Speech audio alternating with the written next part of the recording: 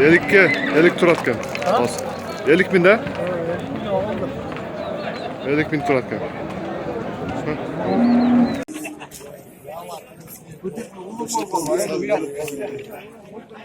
Hasancan? Ha. Yaş anca?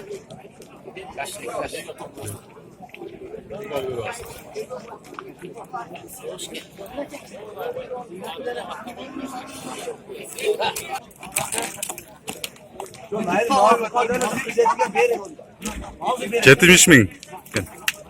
Yaş anca? Cangası.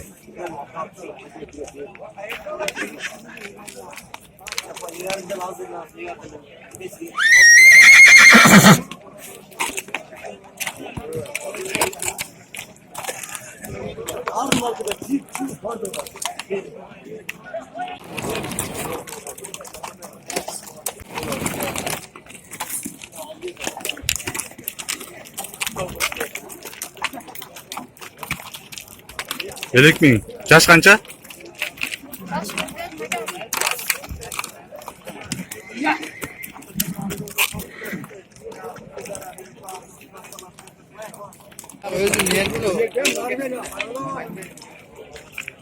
Yetmiş beş min. Altası.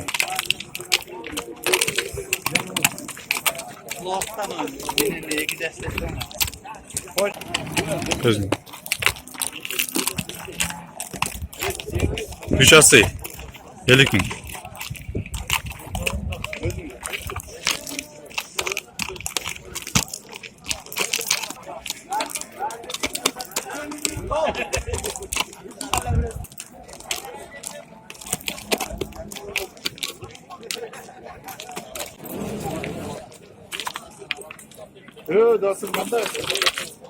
Cüz 20 min. Kaldatay.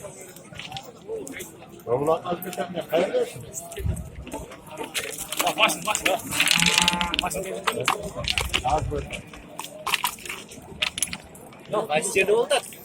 Evet, Allah'tan.